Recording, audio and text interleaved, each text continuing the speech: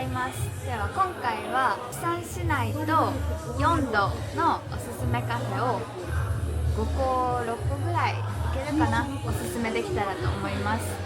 チェーン店もあれば最近流行りのおしゃれカフェとかもあるので、ぜひ最後まで見てください。どうぞ。ここ来たかった雑貨屋さん。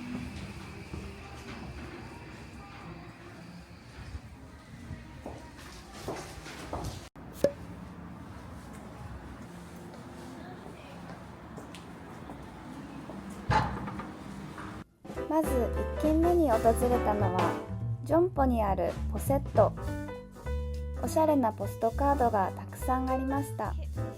このポストカード屋さんはソウルにも店舗があって、そちらも大人気だそうです。お店には机が用意してあって、そこでメッセージを早速書いている方たちもいました。ポストカードはハングルで書かれたものもたくさんあったので、お土産にもいいかもしれません。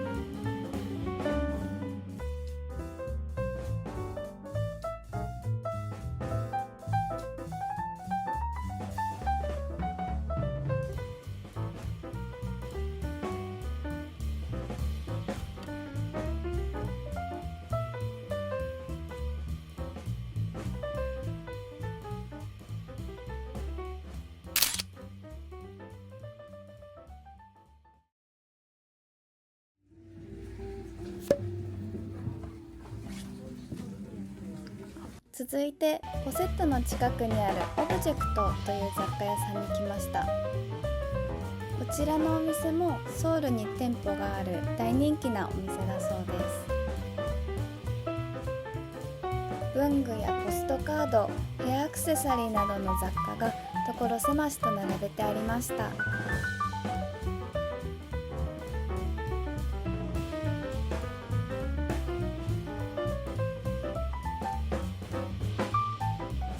ここで買わずに後悔したものはこのミスター・ドゥ・ナッシングのアイテムです。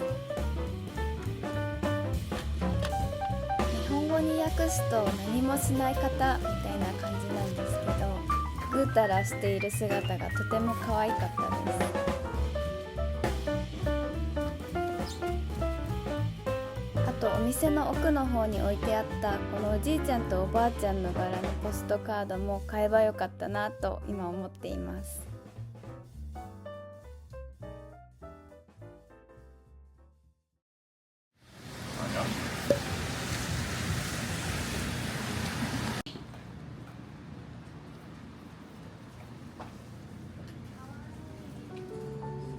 こちらは一つ前に紹介したオブジェクトから歩いて 2,3 分のところにあるペーパーガーデンというインテリア用品店です。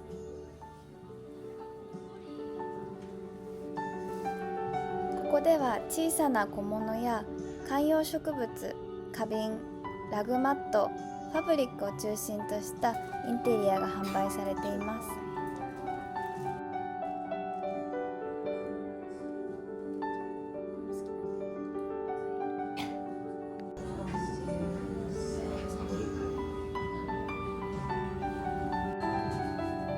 このテーブルに置いてあったインテリアは600円から1000円ぐらいのものが多かったので、気を緩めると爆買いしてしまいそうでした。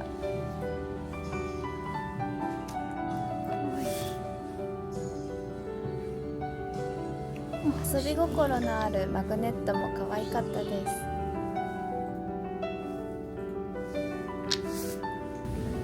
あ、ケンちゃんだ。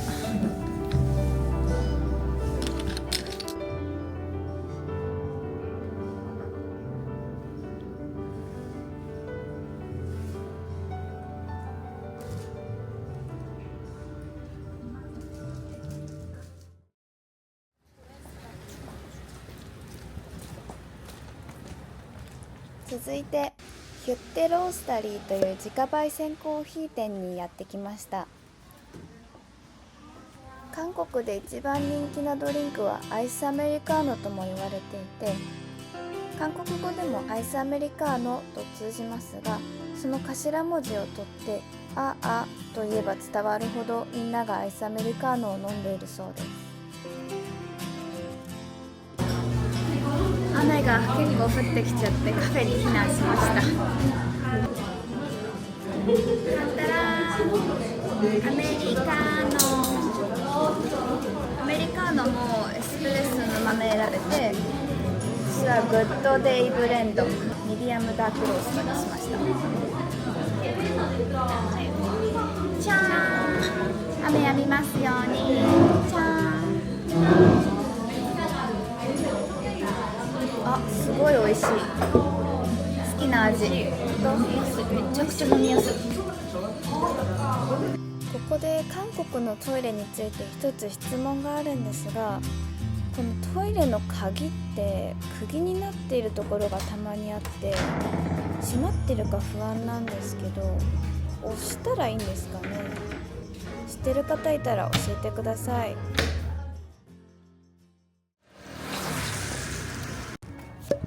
続いてはエテというお店に来ました。ここは特に調べていなかったのですが、たまたま通りかかって可愛いなと思って入ってみました。後々調べると、釜山で雑貨巡りをするならここに一旦行くべしというほど有名なお店だったようです。2階もある一軒家の雑貨屋さんで、人形やアクセサリーなどのたくさんの人気雑貨がありました。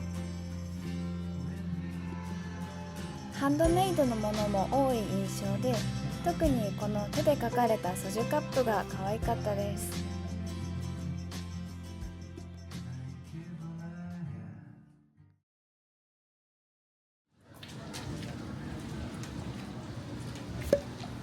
続いてのお店はブラケットテーブル。インフルエンサーが経営している生活雑貨屋さんです。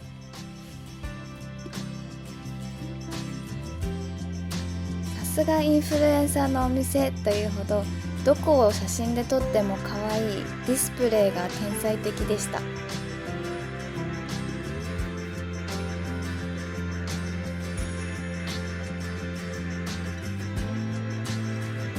い、ここで後悔その2なんですけど、このキーホルダー買っとけばよかったです。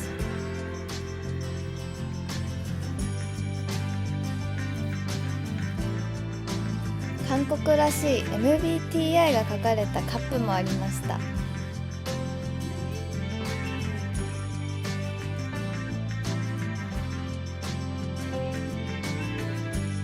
お値段も1000円くらいで買えるお皿がたくさんあって、思った以上にお手頃でした。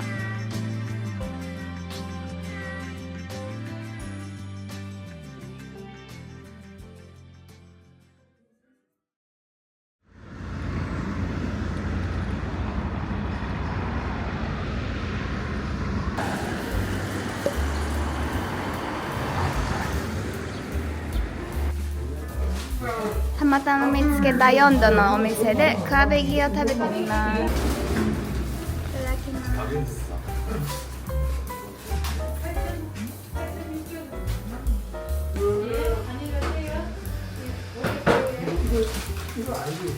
あったかい。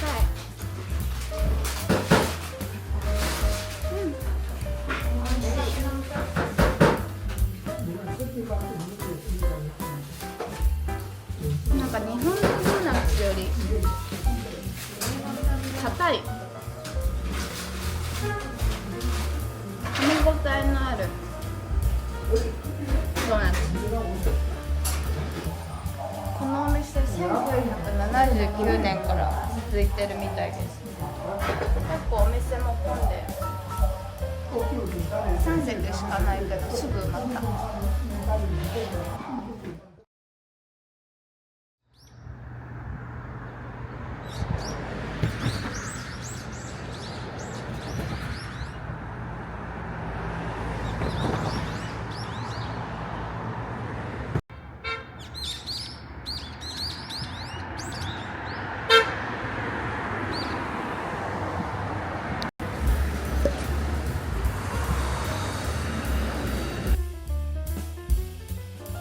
ここは海が見える最高に眺めのいいカフェです。私は歩くのが大好きなので4、50分かけて何歩から歩いてきましたが、バスで来ることもできます。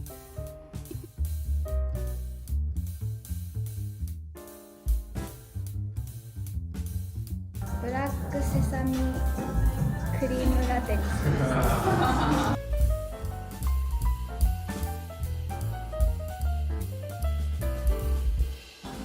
めっちゃクリーミー。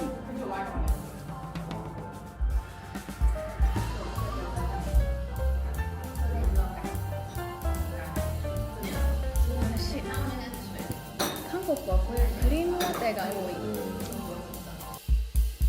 この近くにはヒンヨール文化村という文化村があって、そちらもお散歩にいいと思います。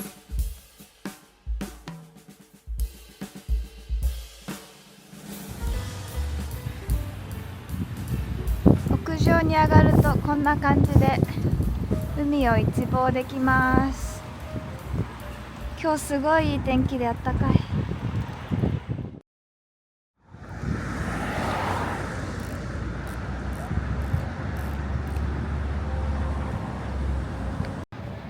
着いた。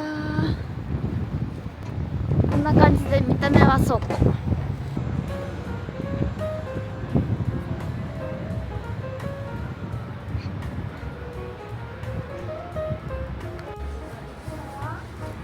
ママスカフィー。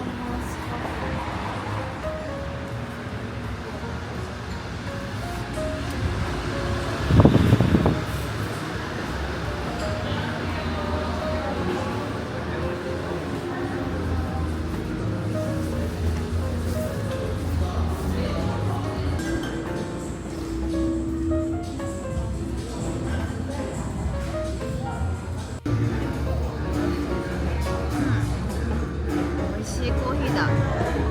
結構フルーティー。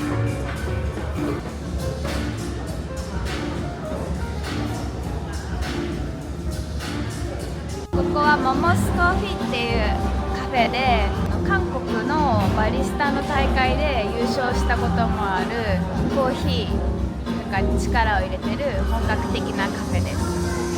他にも店舗はあるんだけど、ここは倉庫を改装した感じになってるから雰囲気も良くて、デートとか女の子同士で来てる人とか、あとなんかサラリーマンとかもいます。こんな感じ。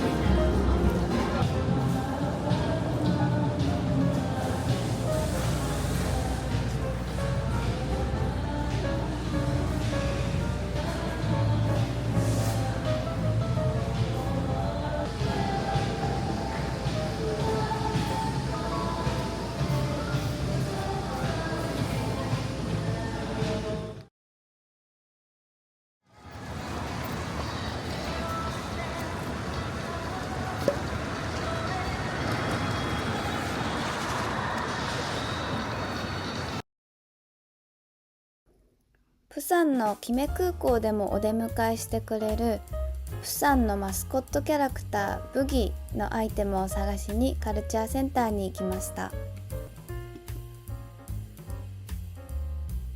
ブギは2002年のワールドカップの時に誕生したそうです。プサンなのでカモメがモチーフということです。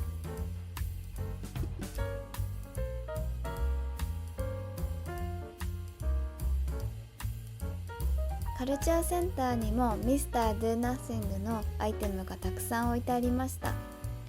大きなぬいぐるみやキーホルダー、ポスターやステッカー、フィギュアなどもありました。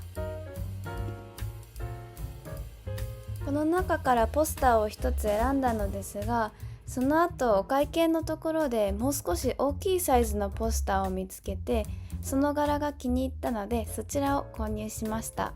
後でお見せします。あとさっき4度のカフェに行った時にこの洋服を着てたかと思うんですが、こちらで買っちゃいました。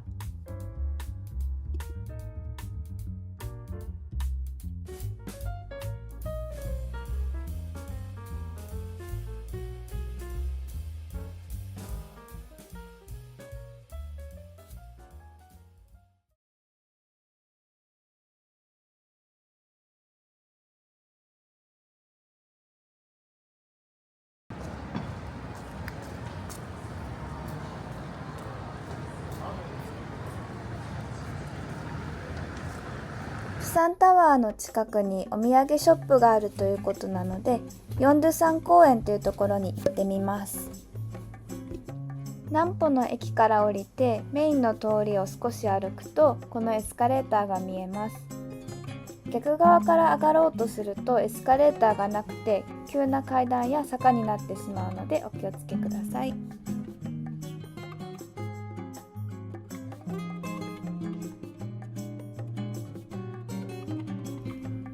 公園内にあるプサンダイヤモンドタワーは1973年に建てられたランドマークタワーです。高さは120メートルを誇り、展望台からはプサンの街並みや青い海を一望できます。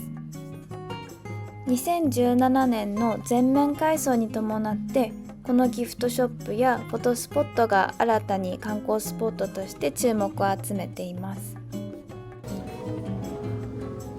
このギフトショップにもブギのアイテムがたくさんありました。街中でブギのアイテムを見つけるのは結構難しかったので、もしこのブギのキャラクターのものが欲しいという方は、このプサンタワーか先ほど紹介したカルチャーセンターの2階、あとはヘウンデのスカイキャプセルの乗り場の近くにあるギフトショップがおすすめです。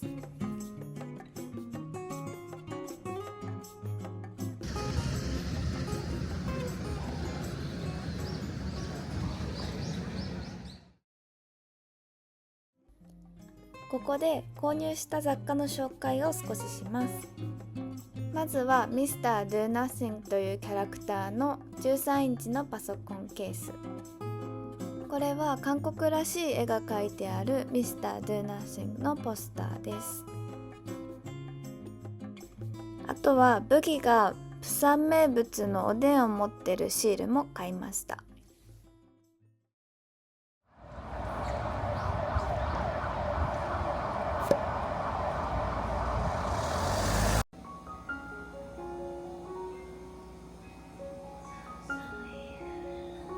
エリアコーヒーは元祖激安コーヒーで有名です。ソウルやプサンだけでなく韓国全国にチェーン展開している人気のコーヒーショップです。この日は少し肌寒かったのでホットのカフェモカを頼みました。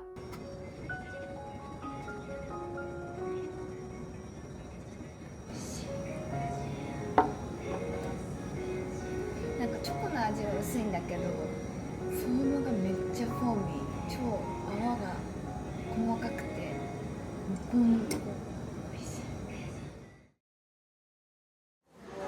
い。ソミョンの地下はショッピングモールになってて、こういうところに入ってるお店は結構安い。このジャケットとか3000円ぐらいで、シャツとかは1700円ぐらいからあったかな。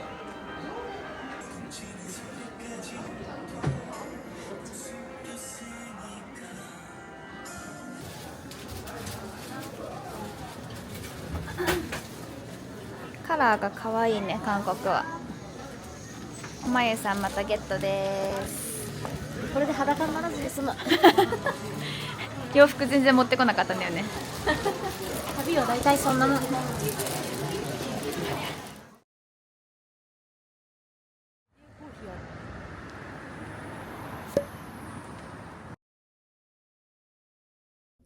ここはプサンのソミョンに新しくできたインテリア雑貨のお店です。帽子やアクセサリーなどのファッションの小物や可愛い形をしたキャンドル、お皿やキッチンタオルなどのキッチン用品もたくさんありました。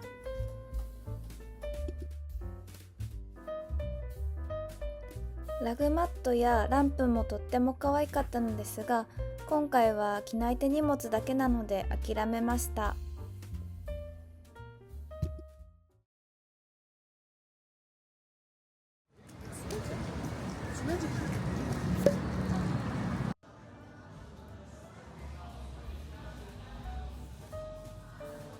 最後に立ち寄ったのはソミョンとジョンポの間にある人気なカフェ。1階ではプロジェクターでジブリの映画などが上映されていました。音はありませんでした。2階にはヨギボーのようなゴロゴロできるソファーがあるので、ゆっくりしたい方は2階がおすすめです。3階は普通の席がありました。バナナラテっていう珍しいドリンクにしてみました。すごいチュッパチャップスのバナナみたいな匂いする。いただきます。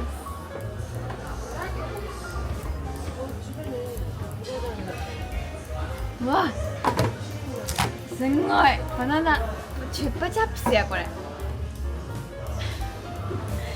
めっちゃ甘い。チュッパチャップスの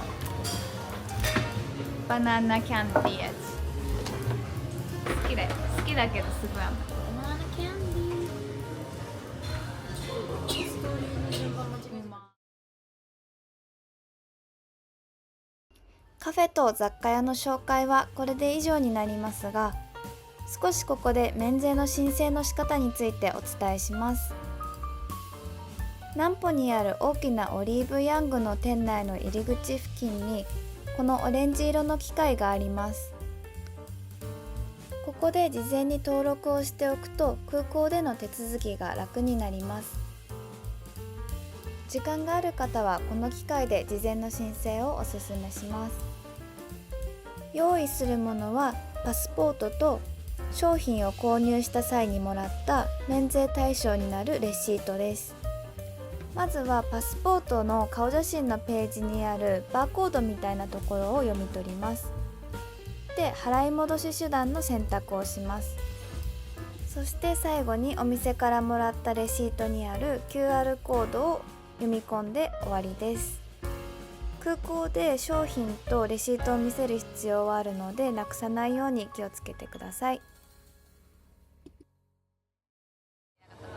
はい、カフェ紹介いかがだったでしょうか。今回行きたいけど行けなかったところもたくさんあるので、もしおすすめの場所とかあったらまた次回行きたいのでコメント欄で教えてください。参考になったという方はぜひいいね、コメント、チャンネル登録お願いします。ではまた次の動画でバイバーイ